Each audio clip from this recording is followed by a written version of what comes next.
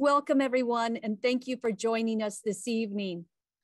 Tonight, we are looking at shared death experiences with William J. Peters and Dr. Jeffrey O'Driscoll.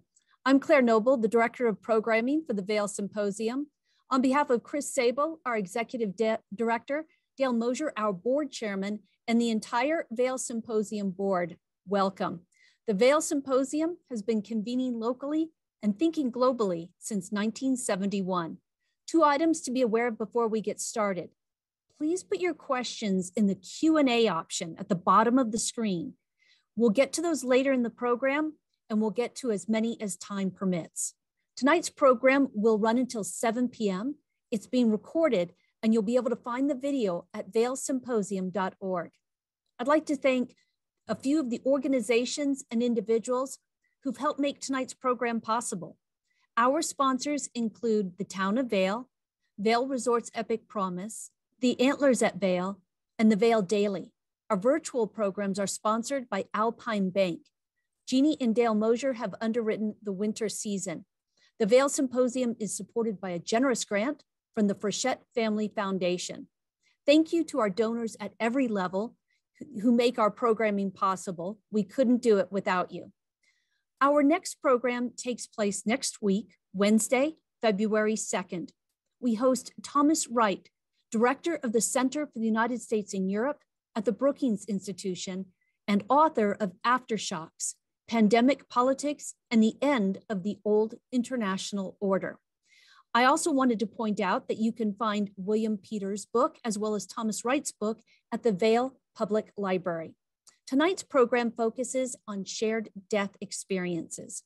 William J. Peters is the founder of the Shared Crossing Project, whose mission is to positively transform relationships to death and dying through education and raising awareness about shared crossings and their healing benefits.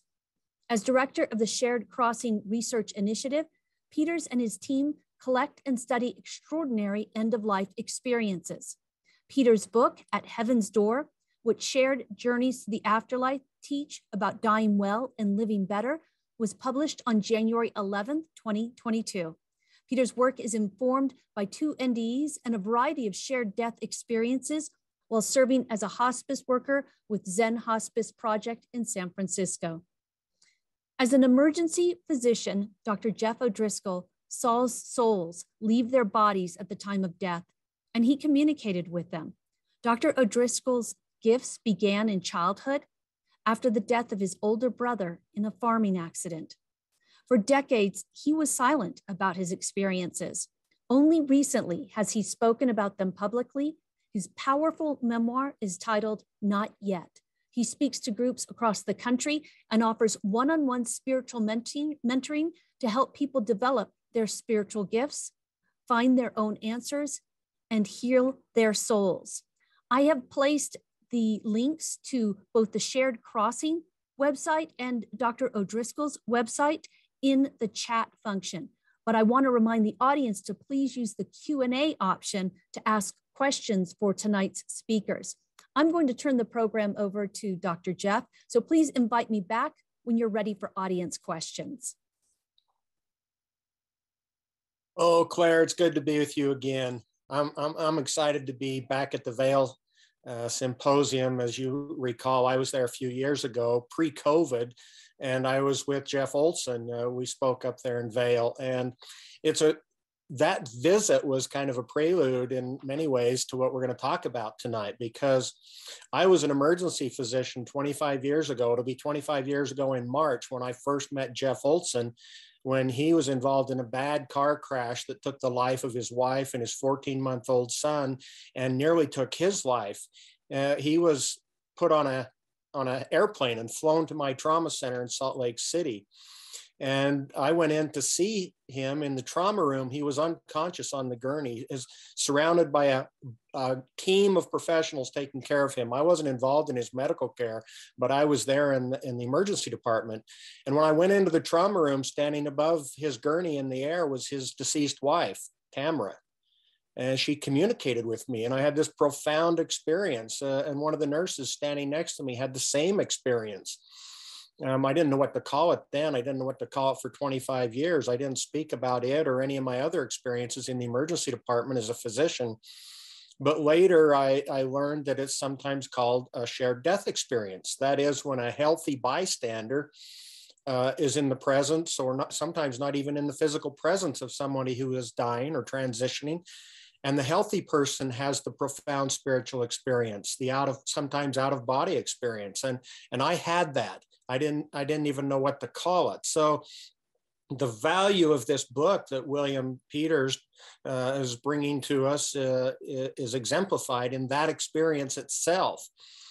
As I said, I didn't speak about it for many, many years. And then when I first started to talk about it a little bit, and I saw how it impacted people, I saw how it validated people in their own experiences, and it gave them some sense of confidence and reassurance about their own life. I started to share more.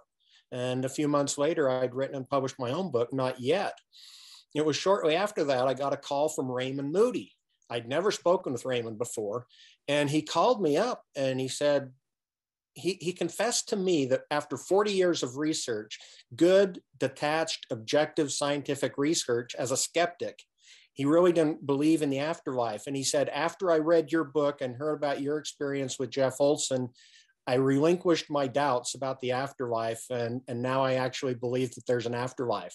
So I thought that was coming from Raymond Moody, that was pretty valuable stuff.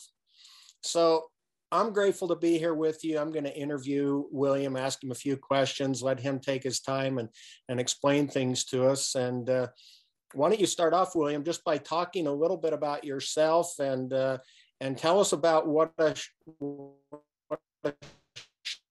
experience is. I know you had 2 NDEs, one when you had a skiing accident, and another when you had a severe blood dyscrasia, ITP, and then you had some shared death experiences too. So why don't you just tell us a little bit about what a shared death experience is and how you're involved in this research? Sure. Thank you, Jeff. And I just want to thank everybody, Claire and Chris, and for inviting me here tonight with Jeff. It's always good to be with you, Jeff.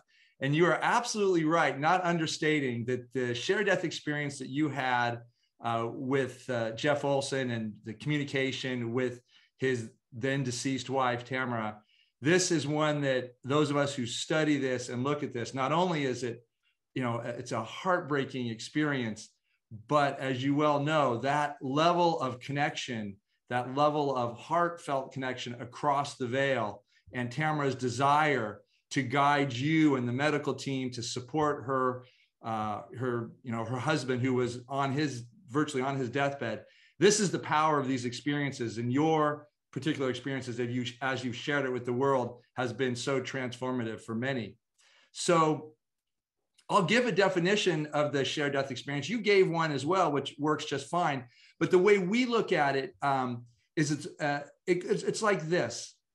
A shared death experience occurs when somebody's dying and a caregiver, loved one, primarily caregiver or loved one, but sometimes, as in Jeff's case, Jeff O'Driscoll here is his case with Jeff Olson, sometimes the bystander will report that they shared in the journey from this human life into the afterlife with the dying. So the way that they experience it is quite varied.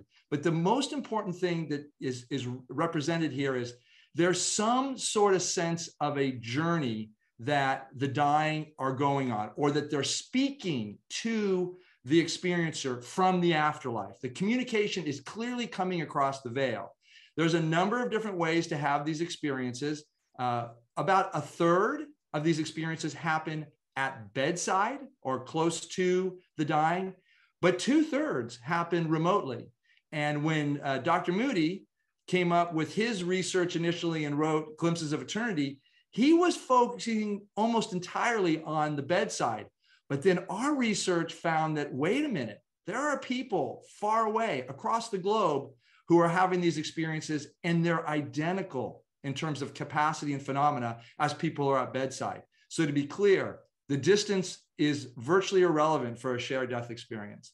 So that's kind of a general definition. And then the question of how I got into this, I sometimes tongue in cheek say, from the minute I got, into high school, I knew I wanted to study shared death experiences, but that just isn't true, because the shared death experience as an identifiable phenomena did not enter into our North American modern cultural consciousness until Raymond Moody, I should say, in 2010 with his book, Glimpses of Eternity. So I was primed for this experience. I can tell you that. I had a near-death experience at 17 years old. It was a high-speed skiing accident. For those of you in Vail, I love that mountain. But after my accident, I would never be able to ski it again, because it was in that accident, I crushed my spine and I was immediately catapulted out of my body, sailed away from my body. I could see it on the ski slope. And then I saw a beautiful solar system. I could look back at the planet Earth. It was beautiful. I was enamored. I was the best feelings I've ever had. There were many other phenomena, but the most important aspect of this is when I saw the light and got closer to the light, I realized I was dying, and I did not want to die. And I pled with God to say, do not let me die. And I slowed down, I entered the light, and then I felt this pushback on me that was sending me back to planet Earth and to my human body. And I heard telepathically, make something of your life. I never talked about this experience when I came back into my body, lived the next 10 years without ever mentioning it, similar to what Jeff just shared with us about his experience. We have these profound experiences, near-death experiences, shared death experiences, and we often, for a variety of reasons, do not feel comfortable sharing them, even with our closest friends and family. I would have a second near-death experience, and that was in an ICU. I had idiopathic thrombocytopenia, which in my layperson understanding was very low platelets, in which I was at risk for drowning in my blood, essentially. And during this period, I was hovering above my body in the ICU. I don't know how many hours, but I believe it was somewhere between 2 to 4 hours. And I was observing life in the ICU, listening to nurses talk to one another, listening to janitors, clean up the area during the late night. It was not until the doctor, the attending hematologist, entered into the ICU, approached a person in a bed, tapped on his hand and said, Mr. Peters, I'm Dr. So-and-so, I'd like to talk to you. And I realized at that moment when he was tapping on this person, I looked at the person's face and I realized, oh my gosh, that's me. That's me. I was a consciousness floating around this ICU, completely content until the tapping on my hand. And then I had this decision. Do I answer this doctor? What if I did answer it? As it turned out, I did answer him. And when I answered him, I filled in my body. I literally felt the energy fill out my entire body. I heard my voice. I opened my eyes and I was seeing the doctor looking at his face as opposed to looking at him from above at the crown of his head. So those were very formative experiences for me. And when I worked in Zen Hospice in San Francisco, I had a gateway experience that I call it for the shared death experience. I was working with an individual, Ron. He was unresponsive and prone on his bed for a few weeks. I would read to him regularly. And as I was reading one afternoon, I just popped out of my body. I found myself suspended above my body. I could see myself reading. I saw Ron prone in his bed, but there was Ron to my right side. He looked at me. He was happy. He was really elated, smiling. I still remember his eyes glowing and his teeth, he had that facial, all I could see was his face really. And he communicated to me, check this out. This is where I've been. This is where I think I'm going. And thank you. And that was it. And I came back into my body sometime later. I'm not so sure how much time eclipsed there. But I did talk to my supervisor, who was a veteran in hospice, and I shared the experience with him, and he was very Zen about it. William, phenomena rolling by, let it go. And so I did let it go in terms of talking about it. Here I am in one of the most progressive hospices in the world, and there wasn't room for this to be discussed in any affirming way, but I would have many more of these experiences at Zen Hospice, and then later as I worked with other people at end of life. So this is how I got onto it. You know, those are those experiences. It wasn't until 2009 when I heard Raymond Moody speak at a conference about his research on the SDE and the book it was coming out. When I heard that, I approached Raymond and said, I think I know a good deal about this. I'd like to research this. And he said, well, good, you would be one of the few in the world, and I'll help you. And so Raymond and I began a relationship, and the project, Shared Crossing Project, and its research initiative has expanded greatly. We've now published in the American, the American Journal of Hospice and Palliative Medicine, just came out in December, the first scholarly academic journal article on the shared death experience. And so we're hoping that this really opens the door, certainly in hospice and palliative care. So that's how I got into this. Good.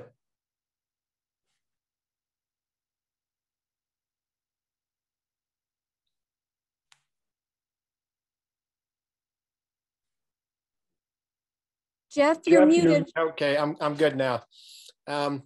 So as you know, they just had this Bigelow essay contest about what's the best evidence of life after death. And a few days after they announced the results, I had to write a dozen emails to my friends around the world that all won prize money in this thing.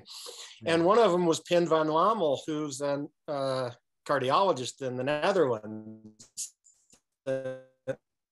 He studied hundreds of cardiac arrest survivors and demonstrated that 18% of them have near-death experiences. He published his article in arguably the most prestigious medical journal in the world, The Lancet. And then we have Dr. Sam Parnia, who's in charge, of the resuscitation research at SUNY and some other places. And he did his research and published a paper of he interviewed people that have been resuscitated from ICU incidents in US, UK, and Australia, and demonstrated about 30% of critically ill ICU patients have near-death experiences. And Chris Kerr, whom you probably know, he's a hospice physician. He studied what they call end-of-life visions and dreams. That is, people approaching the end of life having profound visionary experiences, usually associated with they felt like they were being prepared. Often they met loved ones that were preparing them to go. And his sample size was small, but he suggested as much as 88% of people approaching the end of life have these experiences.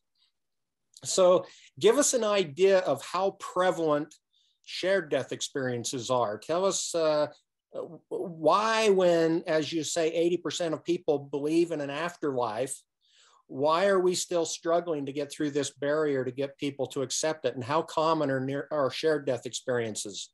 Yeah, you're asking the most difficult question at this point in time, the one that we have very little information about, but it's a very, very important question. And this is what I can say, is that every time I give a talk, pretty much anywhere, I'm talking if I can go to a conference for mental health, or invited to a symposium on afterlife, in this, that, and the other thing, International Association Near-Death Studies.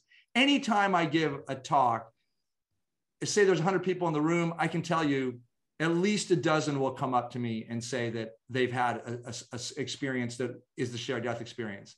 So and here's the thing, when we started publishing our research, what was interesting about the response of researchers was, hey, we know these experiences happen, but we've never been able to get a large enough sample size to do a robust, scholarly study. And I didn't have that problem. And I'll tell you the reason why I didn't have that is because I'm a psychotherapist. I work in end of life. I work in grief and bereavement. And I ask people throughout the process, primarily, after a death of a loved one, hey, did you have any, experiences that might have been extraordinary or exceptionally spiritual? And I can tell you at least a quarter will tell me they had something. Now, you just listed a variety of experiences, pre-death dreams and visions that are about, Chris Kerr does say about 88% of his inpatient hospice patients will report those. I think that's quite accurate. Also, post-death visitations are about 30% in the first year based on research as well. Well, I'm bringing this up because there's a great deal of communication happening across the veil, for sure. I think the shared death experience, once we normalize it, we're going to hear about these kind of everywhere. And I say that because my experiences as somebody who talks about it, who writes about it, I have more emails of experiences than I know what to do with. And that doesn't mean we're not processing them still. So if someone is listening, at this symposium has an experience, please reach out to our team. And that's at sharecrossing.com. And we will gladly receive your experience and we will assess it and likely interview you. But I want to say a little bit more about the shared death experience. It is the least known and least studied up to this point of any of the end-of-life phenomena. And one of the things that makes it so profound is that the experiencer reports in 51% of our cases, and that's now up to 225 deeply analyzed cases, 51% claim that they saw their departing loved one on a journey. 51% say that. 16% say that they observed an elevated non-human entity, which is described often as an angel, a being of light, sometimes a group of elevated wise beings, and they seem to play the function of guides of some sort. They seem to be guiding this experience. 13% report seeing other deceased relatives. That means that they're seeing an aunt or an uncle and sometimes a good friend there to meet them. So imagine this experience where you're losing somebody, they're dying, they're transitioning, and all of a sudden you see these other beings there. That is spectacular in and of itself. And that shows something that is what I call a substrate in the shared death experience. Relationship is central. These seem to be very important bonding elements, having that relationship with the dying or the deceased. And so, the dying or the experiencer. So there are other features that are important. And most of the features in the shared death experience are pretty much identical to the near-death experience features. It's just a different vantage point. So we see the light, we see this, this boundary in the heavenly realm, if you will, of which the experiencer cannot go past, but yet they watch the dying continue on in their transition. And the other piece is that the realm they're in is hyper real. It's more real, alive, it's brilliant, and it feels more like the ultimate reality, and that the human earth experience is more of a dream. Also important to note is they claim that they have a sense of consciousness that is expansive and all-knowing. So they'll say that when they're there, they're asking questions about the nature of being a human being or the purpose of life. And they get this information downloaded in them. They feel like they have answers for everything. So there is something truly beyond being human here, a higher state of consciousness, and it is extremely meaningful. And so I want to just closing up, just another summation here. These experiences are phenomenal, no doubt about it. But as a psychotherapist who works in grief, what is most moving to me, and the reason why I study this and am an advocate for learning about this, is the after effects. People come back and state, these are experiencers, I know my loved one is alive and well in a benevolent afterlife. Yeah. I know that I'll see them again. And I know that there is no reason for me to fear death at all. And they also claim that their grief is much different than other people's grief. And this comes out because they often express feeling uncomfortable, because while they miss their loved one, they're not doing a typical grief process. They're not crying and depressed and melancholic for, months on end. That's a normal grief response in our culture. But with an SDE, there's a sense of, yes, I lost my loved one and it breaks my heart, but it's all okay. It's the natural order of things. And there's a knowing that it's all okay. And that there's this, I want to say there's this kind design in the universe that they feel and they live from. So those are the main after effects. In addition to it being so transformative when they come back, they really make big life changes that are healthy and more in line with their integrity for how they now see their life and its meaning. Yeah, and one of the things that impresses me too, William, is that these experiences are probably grossly underreported, number one, because people hold them close and don't talk about them much. And number two, because they don't really realize sometimes that they've even had one. When I went to my first conference of the International Association for Near-Death Studies, I spoke there and I was approached by a woman who was an oncologist. And she talked about my shared death experience, and being an oncologist, she'd had many patients that had passed and transitioned, of course, but she said she'd never had a shared death experience because she usually wasn't there when they died. Unlike me in the emergency department, I was experiencing people transition right in front of me on a regular basis. But as she's explaining this to me, on one occasion, she went into a patient's room just as they had passed, just moments after they had passed. And as she entered the room, she said she felt them leave. And then she started talking about something else. I said, whoa, wait a minute. I said, you felt them leave? And she said, yeah. And I said, that's a shared death experience. You've had a shared death experience. You felt them leave. And I've had a handful of colleagues like that when we start to talk about it, they start to realize, oh, I did have an experience. Something was profound. And so when I talk about this in my book and I describe my own experience, it reminds me of some of the things that you described in your book. For example, you talk about an experiencer named Gail and another one named Liz, who both experienced being in two places at once. And I had that experience in one of mine where I was going through this profound experience. And at the same time I was experiencing it, I was standing a short distance away, observing myself experience it. I was in two places at once. And I talked with Bruce Grayson about this once, because in his book, he shares two experiences in his book After that came out, recently. And in one of them, this woman sees her loved ones dressed in their traditional apparel that they had on Earth. And yet at the same time, they were dressed in this profound, beautiful white robes. And it's like the very next experience he shared, it was somebody talking about being part of this grand collective and simultaneously being completely their individual self at the same time. And when we talked about this, I talked with him about it, and he said that one of our challenges in Western culture is we tend to think things have to be this way or that way, and they can't be both.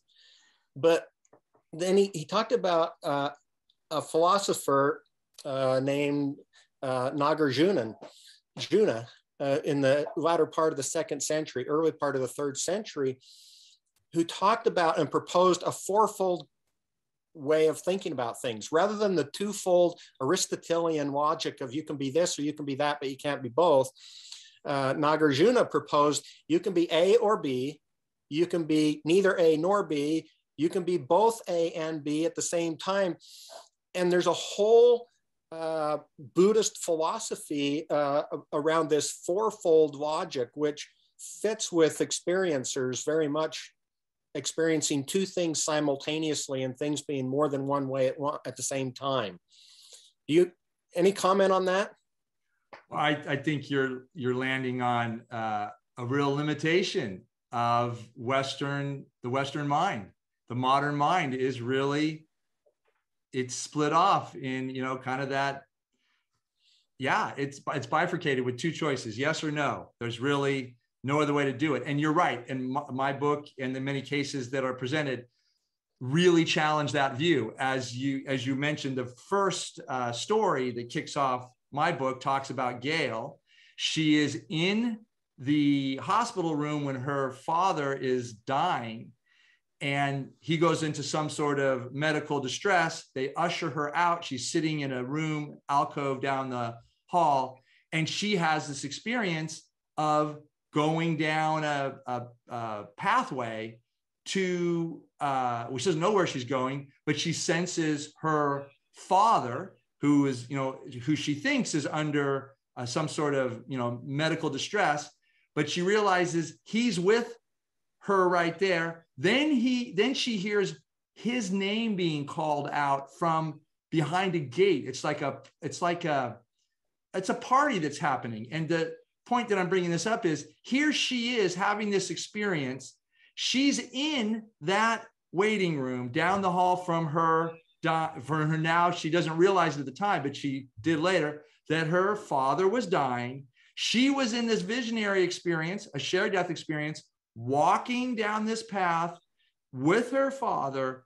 And then she hears this welcoming party for her father. She doesn't know what this means, but we call it the welcoming party. She hears his name being called out from his childhood name. And she realizes these are his deceased relatives who are welcoming him home. This is all going on in two universes, parallel, and neither one of them really, in a certain way, being in relationship with the other in a certain sense. I mean, they're parallel, operating under their own conditions. And this isn't something the Western mind can understand. But in our research, it's normal. We hear it all the time.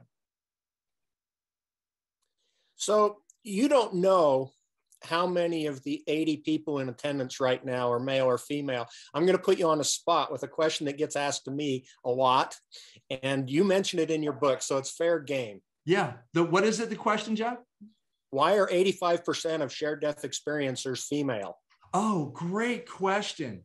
And, you know, I really don't know. I can make some hypothesis, which I'm happy to do right now. And I do think that women in our culture are more open to these experiences. I think they're more in their hearts, and maybe less, this is not to be, negative on either one of the genders here. But what I'm saying is that I think a lot of men in our culture are very cognitively driven, very rational, and they're rewarded for that in our culture. Whereas women do a lot of caregiving. They're very connected to their roles, caring for their children and for their partners and their friends. I think there is something about the shared death experience that has that human relationship bond that requires empathy. And it's an empathy that is soul-based. And in my experience, having had these experiences myself, when I have them, I feel a great deal of activation, energy, aliveness in my heart and soul. And that's what connects across the veil. It's not a thinking at all. There's very little cognition occurring. And I just think the way we're socialized in our culture, that women are socialized in that way. And so I want to be really respectful that it's not so, I don't want to be black and white about it. We just talked about the dangers of that in a certain way. But I do think that women are more apt because of that. Now, there could be something else as well. It may be that men have the experiences, but don't want to share them more than women who might be more open to sharing them. I can't say much more about that. I wasn't going to share this. In fact, it didn't even come into my mind until just a moment ago, as you were saying some things that brought it to my mind. I was sitting with 3 female nurses one day, just not too long ago. They're nurses I've known since medical school. We've done our whole career together. And I shared with them this experience my wife had when she was literally delivering our oldest daughter, she heard she turned to me and she said, I think I'm done. Because we had 4 kids at that point in time. And she said, I think we're done. And she literally heard a voice speak to her and said, no, there's one more. And she didn't tell me about that for a long time. But a couple of years later, we got our youngest daughter.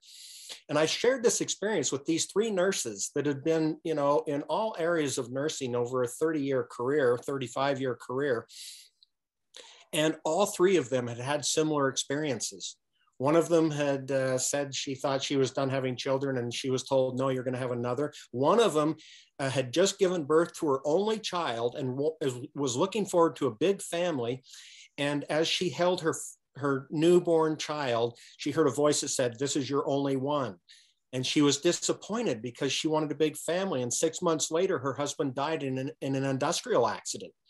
All 3 of these women had these experiences. And as I was pondering that, and I was thinking, isn't that interesting that they would have these profound experiences? And I heard a voice say, the womb is an open veil, which I thought, that's kind of a strange phrase. And I started thinking about it, and I thought, well, of course it is. Every soul on earth comes into the world through the womb, through the veil. It's not surprising, perhaps, that women would be sensitive and open to these profound experiences in that way. And I love that you bring out in your book, you said that one person was having an experience and they realized that every time they thought about it, it started to end it for them. And so they just stopped thinking about it and just went with it and enjoyed the experience more fully without questioning how it was happening. And perhaps, I don't know, our time right now, Claire, but maybe as we're talking about women and these spiritual experiences, maybe it's a good time for you to chime in and see if there's any other questions. We do have some questions, but I just wanted to share my screen real quick. And that's because I'm not so sure my chat function is available to everybody.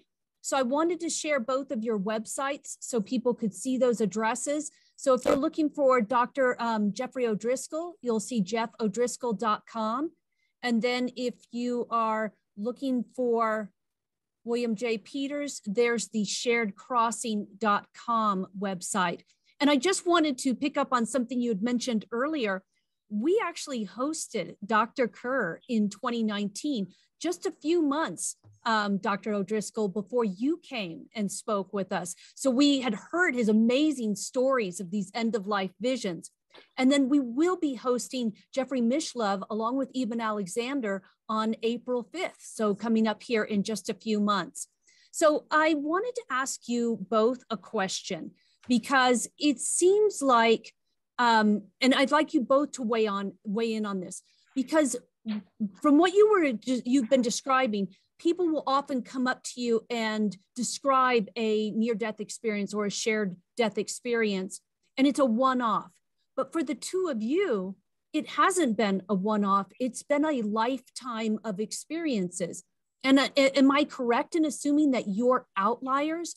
And if so, why? Why do you think you were chosen for this? So Jeff, why don't we start with you? My short answer to that question, Claire, is I don't have a clue. I don't know why I have a lot of these experiences and other people seem to have very few. I think it is unusual to have as many as I've had, but I don't understand why. I think one reason it happened a lot to me was because of my occupation. I was literally at the bedside as people were transitioning, and I did that, I don't know, a few times a month for 25 years, maybe even weekly for 25 years. Not every shift, but every other shift or so, I was at a bedside when somebody was transitioning. So it was an opportunity that was repeatedly present for me. And I learned that if I just kind of shrug my shoulders and think somebody died and call the housekeeping to clean the room and let's get on to the next patient, I rarely had an experience. If I paused momentarily, even just for a few seconds, and I thought, wait a minute, a soul's just passed into the next realm. And that moment of consciousness, of being present, almost always opened an experience for me, a profound experience. Frequently, people would thank me for the care they'd received, even though it seemed like nothing to me. It was profoundly important and valuable to them. They filled me with light and love, and sometimes knowledge and the things that William described already. And I think being present is so important. I didn't have an experience, not a profound experience, for quite a long time after I stopped seeing patients. But recently I was at the bedside of my mother-in-law when she passed, and her husband came and got her. I was aware of the presence of my father-in-law, who had been deceased for about 3.5 years.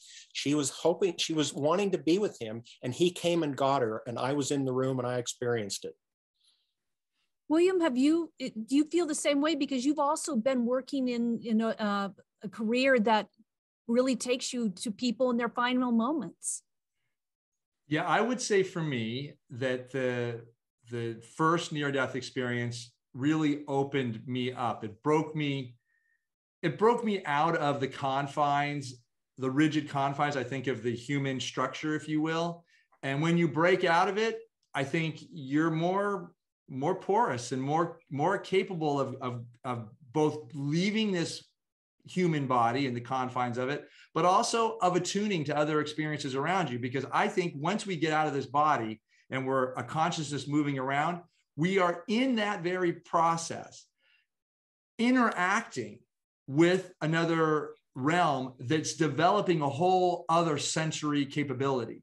So when I'm at the bedside of people and they're doing that process, they're getting out of their body, I'm tuned into it. I just am, because I've been there and that part of my being has already been activated. That's kind of, I would say, a kind of messy language, if you will, but I hope that the sense behind that comes out. I will also say this, Claire, 41% of the people in our study are multiple experiencers. That means 41% have had 2 or more shared death experiences. So there is something about this birthing into, when you have one of these experiences, you make yourself more available to have them.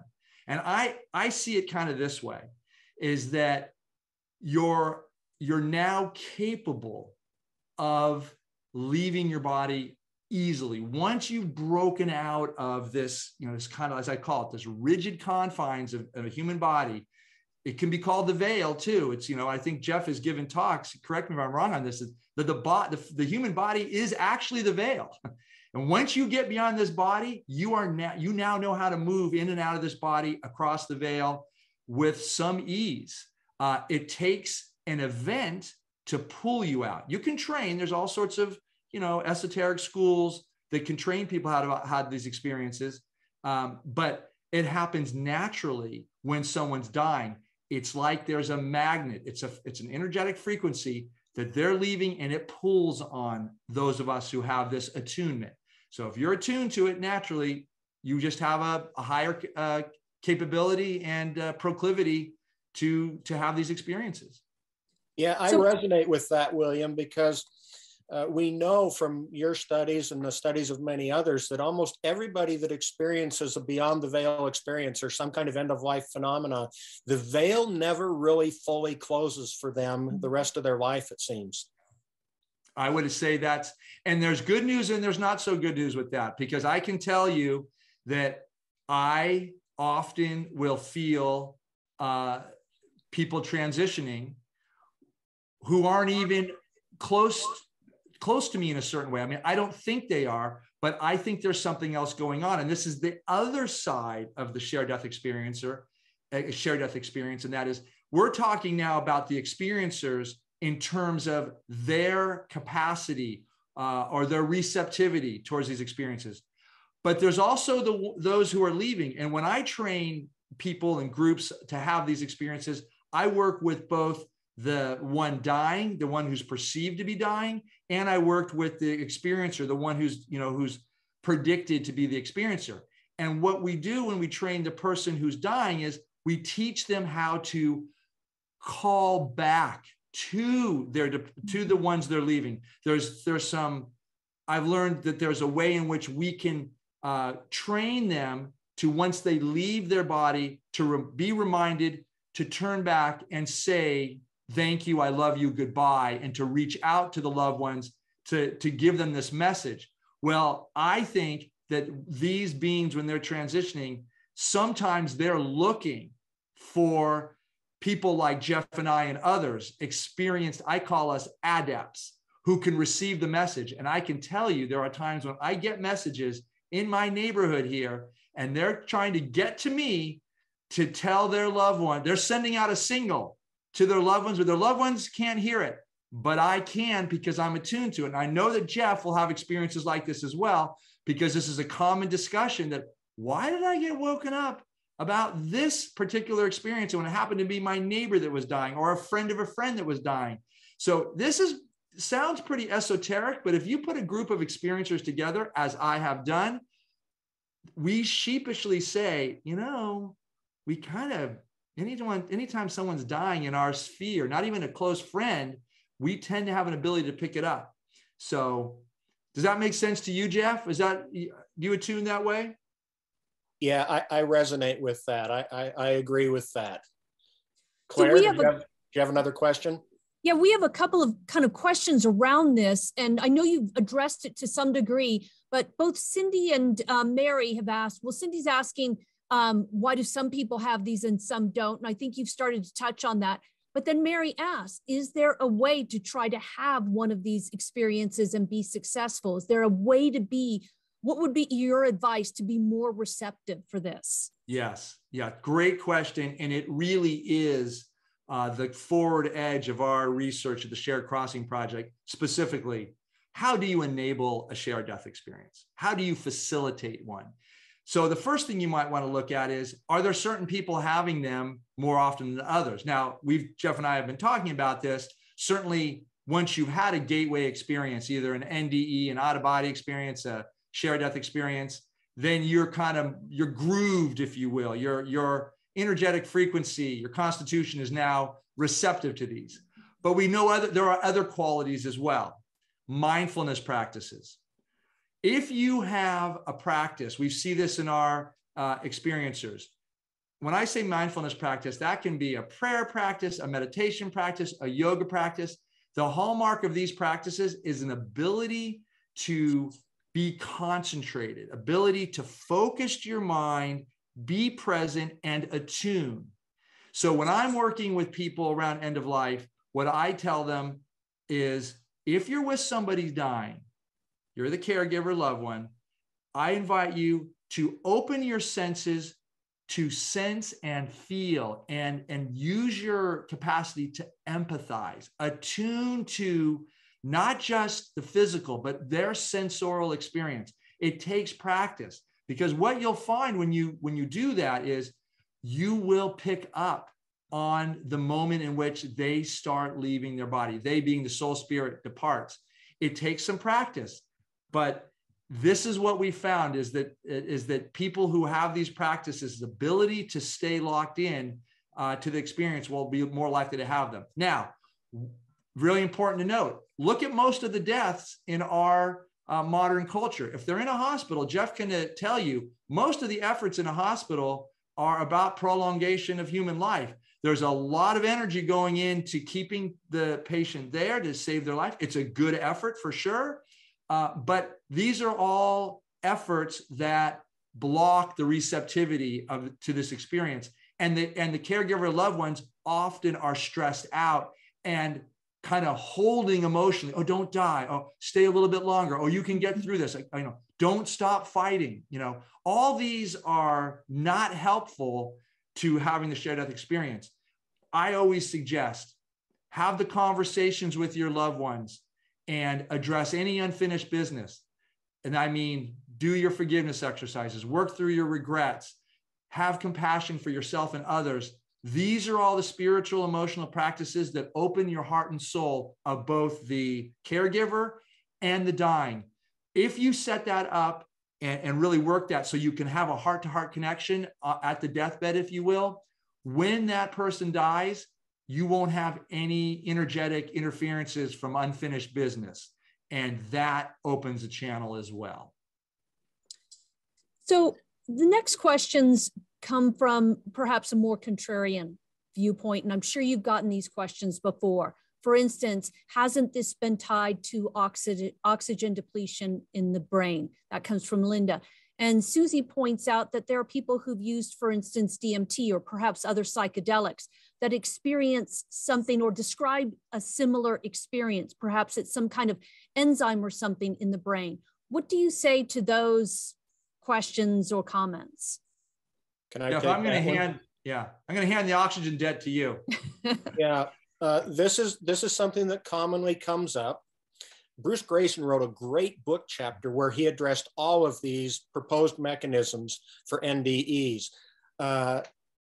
anoxia, neurotransmitter dumping, temporal lobe seizures, drugs and hallucinations, psychiatric illness. None of these, when they're actually looked at carefully, pass muster for a mechanism to explain near-death experiences. Having said that, and I've had this conversation with a number of people, even if you set all of that aside, none of those things explain shared death experiences. When I had my shared death experiences in the emergency department, most of them, not all of them, but most of them, I was wide awake in the middle of a shift on no medication, no history of seizures, no brain anoxia. None of the mechanisms that people propose fit for an explanation of shared death experiences. After I had some of my profound experiences, like when I met Jeff Olson's deceased wife, I sent Jeff Olson off to the operating room. I took off my trauma gown and shoes and cap, my shoe covers. I walked out of the trauma room and finished my shift seeing patients. So to my knowledge, nobody has proposed a physiologic, medical, scientific explanation for shared death experiences. I think they're viewed almost entirely from a spiritual perspective or a paranormal perspective. William, did you have anything to add to that? I think Jeff has nailed it. The shared death, there's been a lot of theories about, they're basically loosely called the dying brain phenomena, if you will, or fear death experiences. And Jeff gave the medical definitions for many of those. And as he said, they just don't exist in the shared death experience. This is a healthy person with a healthy mind, and there's no explaining this physiologically.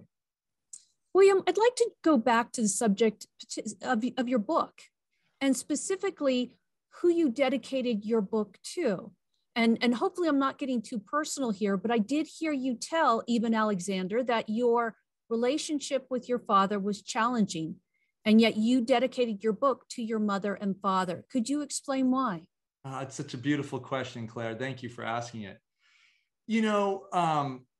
My mother remains very comfortable with death and dying. We grew up in Marin County, or she grew up in Marin County, just north of San Francisco, which has a very high rate of cancer. 9 times the national average for women will have of cancer there. So my mother had a lot of relatives that died, and my mother herself is a survivor of breast cancer. And so she has a comfortability with death and dying, and she modeled that for me. And I think that was, for her, I'm grateful for that, because most people, as you know, don't try to get close to death and dying, but we did in our family. My father was a difficult relationship, for sure. He was a very successful businessman in Silicon Valley, and he couldn't really understand my life choices. His idea of success was you get a professional career in which is usually quite lucrative, and you point yourself at those areas. Now, I look at families as a family therapist, which I am, developmentally. For my father, where he came from, what he grew up with, that made sense. But for me, the reality was I had a spinal injury. I was in chronic pain. Money was never going to make my quality of life better. There was no amount of affluence that would take my pain away. I had to get I had to find new meaning around living with the level of pain I was in at that time. And he couldn't understand that. And so he just wasn't supportive of my life choices. And I think this is pretty common. I mean, it's well known in my family that he didn't understand me and was not supportive. With that being said, I dedicated the book to my mother and to my father. For my mother, it's obvious, but for my father, he did model something to me that I thought was extraordinary. He was a man who was committed to hard work, to providing for his family, for living the life in his sense of integrity and ethics, because he was a very benevolent man in the community. You could count on him to support any good cause. And so he gave that to me. He gave me a strong worth ethic. And he also, as I say in my dedication to him, he taught me to pursue what matters most, despite what anyone else says.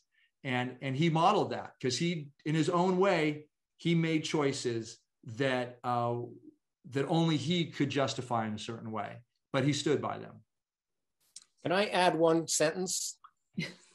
I thought one of the real value points in your book, you went through a lot of scientific and data-driven stuff and shared some great experiences, but when at the end of the book, when you brought it home and you healed your own relationship with your father and gave meaning to so many of the experiences you've had through your career, I thought that was a very meaningful, valuable way to bring your book to a conclusion. I appreciate that. Thanks, Jeff. And you know, my father died a year and a half ago during COVID in his memory care facility, surrounded by our family. And I did have a shared death experience with him that was quite profound. And in that, we had a life review and I saw our lives together.